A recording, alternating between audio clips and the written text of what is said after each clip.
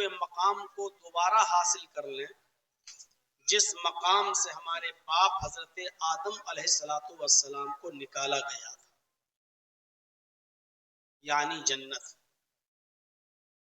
جس درخت کے پھل کو کھانے سے منع کیا تھا، اللہ نے آدم و حوا کو شیطان کے بہکاوے میں آ کر ان دونوں نے اسی پھل کو کھایا، جنتی لباس ان کے جسم سے اترا اور ان کو جنت کے اندر جنت سے نکال دیا گیا، ان کو جنت سے نکال دیا گیا۔ وہ دنیا میں جب بھیجے گئے تو اللہ تبارک و تعالی نے ان کو وارننگ دی کہ ایک بار تو تم شیطان کے بہکاوے میں آ چکے ہو، خطا کر چکے ہو، میں اس خطا کی پاداش میں تمہیں ڈائریکٹ جہنم میں نہیں بھیج رہا ہوں، بس جنت سے نکال رہا ہوں۔ دنیا میں ہم نے تمہیں بھیج دیا ہے، اب یہاں شیطان بھی تمہارا پیچھا کرے گا۔ میں نے جنت میں بھی تمہیں حکم دیا تھا کہ شیطان کے بہکاوے میں مت آنا، اور ادھر بھی ہم تمہیں حکم دے رہے ہیں کہ دنیا میں بھی شیطان کے بہکاوے میں مت آنا۔ پہلی خطا ہم اس پر جہنم میں داخل نہیں کر رہے ہیں، ایک پراشچت کرنے کا موقع دے رہے ہیں تمہیں اور تمہاری اولاد کو۔ اگر دنیا میں بھی تم شیطان کے بتائے ہوئے طریقے پر چلے تو دنیا میں بھی تمہیں ہمیشہ نہیں رہنا پڑے گا، موت آئے گی اور پھر تمہیں جنت بھی نہیں ملے گی، بلکہ ایک دوسرا مقام بھی ہم نے بنا کر تیار کر رکھا ہے جس کا نام جہنم ہے، اس جہنم کے اندر تمہیں داخل کر دیا جائے۔ تو ہم اس دنیا میں اس لیے آئے ہیں کہ ایسے عمل کریں جو ہمیں اسی مقام پر پہنچا دیں، یعنی جنت میں، جس مقام سے ہمارے باپ حضرت آدم اور ہماری ماں حوا کو نکالا گیا۔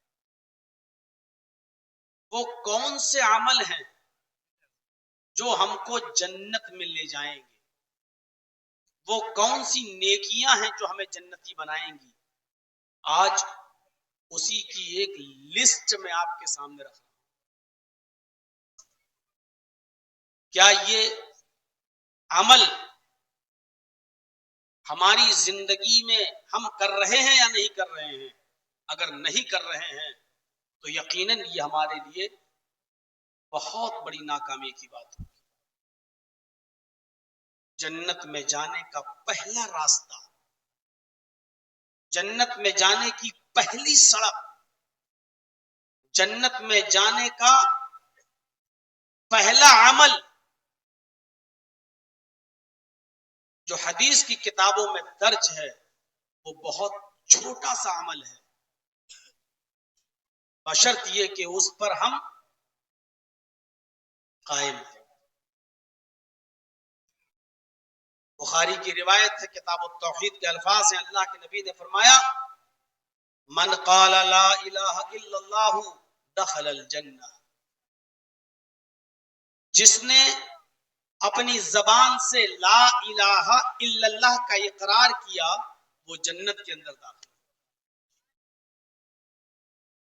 اب آپ سوچ رہے ہوں گے کہ مولانا صاحب یہ تو بہت آسان راستہ ہے جنت کا، لا الہ الا اللہ تو ہم کہتے ہی ہیں،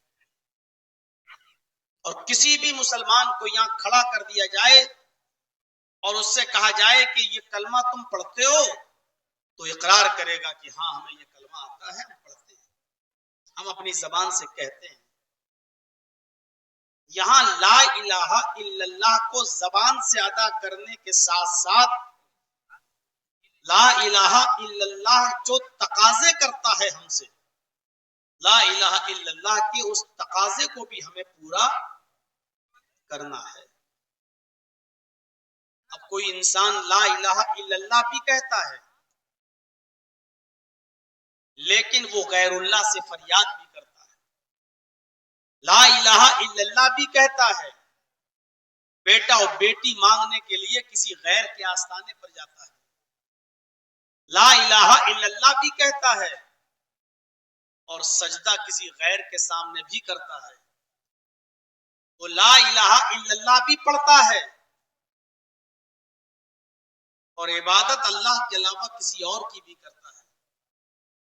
وہ لا الہ الا اللہ بھی پڑھتا ہے اور توکل، اعتماد اور بھروسہ اللہ کے علاوہ کسی اور پر بھی کرتا ہے. اس کا مطلب یہ ہے کہ وہ لا الہ الا اللہ کو صرف زبان سے کہہ رہا ہے، صرف زبان سے اقرار کر رہا ہے، لا الہ الا اللہ کے مطالبے کو پورا نہیں کر رہا.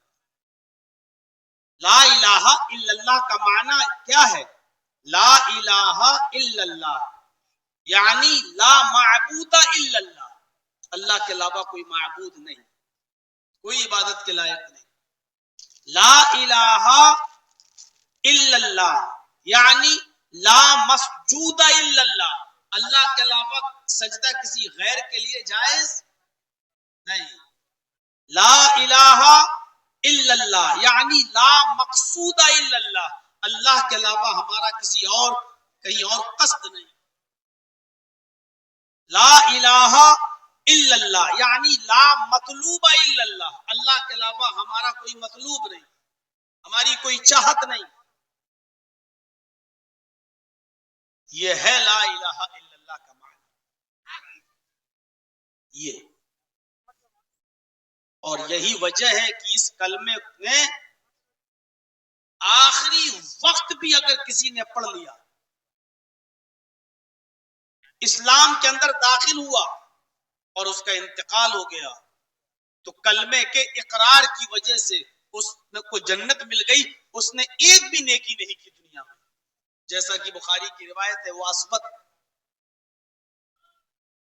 جو ایمان لایا نبی اکرم کے اوپر، کہا اللہ کے نبی صلی اللہ علیہ وسلم میرا کام کیا ہے؟ آپ نے کہا نماز کا وقت نہیں ہے کہ میں تم کو کہوں نماز پڑھو، روزے کا وقت نہیں ہے کہ میں تم سے کہوں روزہ رکھو، حج کا مہینہ نہیں ہے کہ میں تم سے کہوں حج کرنے جاؤ، اس لیے جاؤ فلاں جگہ جہاد ہو رہا ہے اسی میں شامل ہو جاؤ. وہ شخص جہاد کرنے گیا، لڑا اور شہید ہو گئے. خبر ملی کہ اسود شہید ہو گیا. اللہ کے نبی نے اس کی لاش کو دیکھا، فرمایا یہ وہ شخص ہے جس نے ایک بھی نیک عمل نہیں کیا، ایک بھی نیک کام نہیں کیا، اور مرنے سے پہلے لا الہ الا اللہ پڑھ کر اسلام قبول کر لیا، یہ جنتی ہے.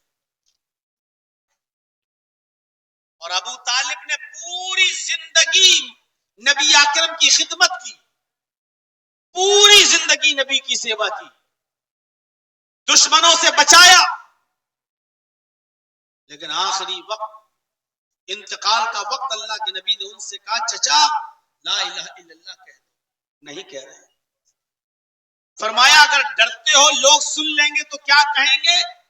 تو میرے کان میں کہہ دو لا الہ الا اللہ، قیامت کے دن اللہ کے سامنے کھڑے ہو کر میں گواہی دے دوں گا اللہ میرے چچا نے میرے کان میں لا الہ الا اللہ پڑھا اور اللہ سے میں آپ کی سفارش کرواؤں گا. لیکن ابو طالب نے آخری وقت بھی کلمہ نہیں پڑھا اور وہ بغیر کلمہ پڑھے اس دنیا سے چلے گئے. پوری زندگی نبی کی خدمت کی، پوری زندگی نبی کی سیوا کی، پوری زندگی نبی کو دشمنوں سے بچایا، لیکن کلمہ پڑھے بغیر اس دنیا سے چلے گئے جہنمی. کیوں؟ اس لیے کہ انہوں نے کلمہ نہیں پڑھا. یہ کلمہ انسان کو جنتی بھی بنا دیتا ہے اور یہی کلمہ نہ پڑھنا انسان کو جہنمی بھی بنا دیتا ہے. لیکن کلمے کو جو پڑھ رہے ہیں، اقرار کر رہے ہیں، ان کو اس کلمے کے مطالبے کو پورا کرنا پڑے گا، اس کلمے کے مطالبے کو پورا کرنا پڑے گا، تب جا کر جنت ملے گی. من قال لا الہ الا اللہ دخل الجنہ، جس نے کہا لا الہ الا اللہ وہ جنت میں داخل ہوگا. یہ جنت میں جانے کا راستہ. من کان آخر کلامہ لا الہ الا اللہ دخل الجنہ، مرنے سے پہلے اگر کسی کی زبان سے نکل گیا لا الہ الا اللہ اور یہ اس کا آخری جملہ تھا، آخری جملہ لا الہ الا اللہ پڑھتے ہی اس کا انتقال ہو گیا، لا الہ الا اللہ کہا اور انتقال کر گیا، تو جس کی زبان سے آخری جملہ لا الہ الا اللہ نکلا وہ جنت کے اندر داخل ہوگا. اس کا انتقال توحید پر ہو رہا ہے. آخری وقت 12 سال کا ایک یہودی بچہ نبی اکرم کی خدمت کیا کرتا تھا. بخاری کی روایت ہے نبی کی سیوا کیا کرتا تھا. اس کا دل اسلام کی طرف مائل تھا. وہ اپنے باپ سے کہتا تھا کہ اللہ کے نبی کی محمد رسول اللہ کی باتیں مجھے بہت اچھی لگتی ہیں, کیا میں نبی پر ایمان لاؤں؟ اس کا یہودی باپ اس کو ڈانٹ دیتا تھا. باپ کے ڈر سے وہ اسلام نہیں لایا. ایک دن وہ یہودی بچہ جب بیمار پڑ گیا اور کافی بیمار ہوا تو اللہ کے نبی کو پتا چلا کہ وہ بیمار ہے. تو آپ عیادت کے لیے اس بچے کو دیکھنے کے لیے اس کے گھر گئے. دروازے کو دستک دی. اس کے باپ نے دروازہ کھولا, اندر آنے کی اجازت دی. اللہ کے نبی اس 12 سال کے یہودی بچے کے پاس جا کر بیٹھ جاتے ہیں. اس 12 سال کے یہودی بچے کے پاس جا کر اللہ کے نبی بیٹھ جاتے ہیں. آپ نے اس بچے کے لیے دعا بھی کی اور آپ نے فرمایا بیٹا قل لا الہ الا اللہ, اپنی زبان سے لا الہ الا اللہ کہو. اس نے اپنے باپ کے چہرے کو دیکھا گویا کہ وہ اپنے باپ سے اجازت مانگ رہا ہو.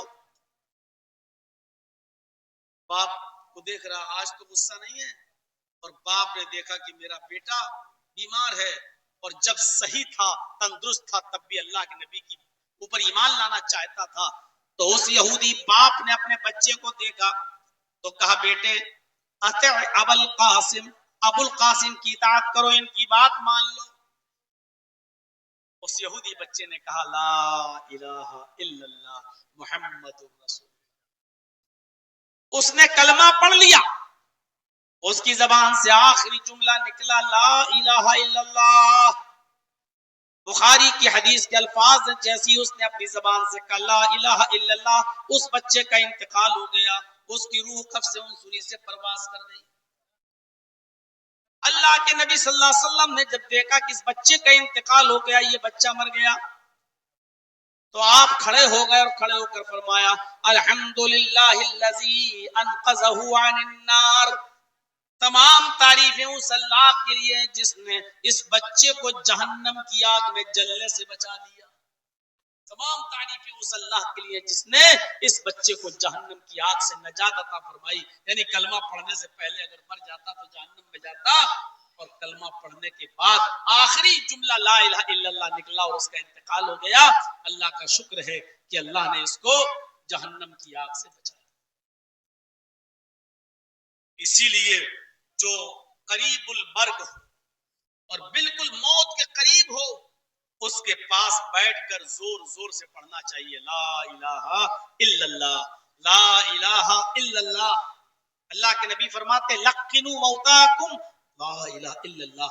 اپنے قریب المرگ لوگوں کے پاس جو موت کے قریب ہوں, ایسے لوگوں کے پاس بیٹھ کر ان کو لا الہ الا اللہ کی تلقین کرو. یعنی وہاں زور سے پڑھو لا الہ الا اللہ, تاکہ تمہاری زبان سے نکلنے والے ان جملوں کو وہ سن لے